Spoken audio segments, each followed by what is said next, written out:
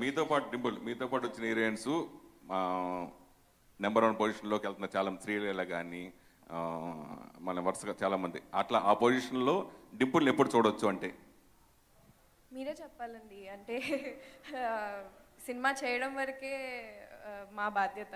ఆ తర్వాత audience appreciation, మీ appreciation, దాన్ని బట్టే అది నెంబర్ 1 నెంబర్ 2 వాట్ ఎవర్ ఆ నెంబర్స్ మీ నుంచే వస్తుంది.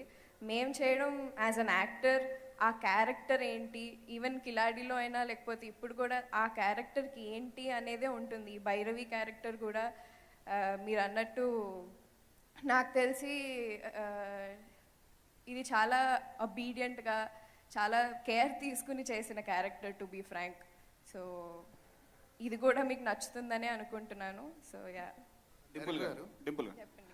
గోపీచంద్ గారితో ఇది సెకండ్ సినిమా కదా, ఫస్ట్ సినిమా నుంచి సెకండ్ సినిమా చేసేటప్పుడు ఆయన నుంచి వచ్చిన కాంప్లిమెంట్ ఏంటి? మీ యాక్టింగ్ కోసం, భైరవి క్యారెక్టర్ కోసం మీరు చేసిన హోంవర్క్ ఏంటి? Sir complement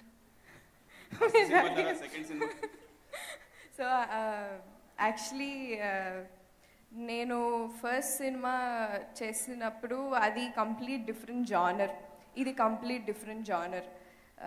Gopichand garu is a very calm composed person. నేను మీకు ఎప్పుడు చాలాసార్లు చెప్పాను, తక్కువ మాట్లాడే మనిషి, బట్ హీఈస్ వెరీ ఎక్స్ప్రెసివ్. అలాగే నేను షూట్ చేసేటప్పుడు కానీ కొన్ని సీన్స్ చేసేటప్పుడు కానీ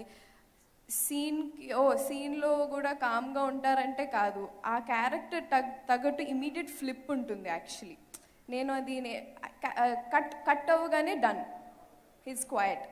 సో ఆ ఫ్లిప్ యూజువలీ వెరీ రేర్, నేను ఎప్పుడు ఎవరిని అలా చూడలేదు. ఐ థింక్ అది నేర్చుకున్నాను ఆయన నుంచి. ఇంకా ఆయన కాంప్లిమెంట్ మీరు ఆయన్నే అడగండి. నా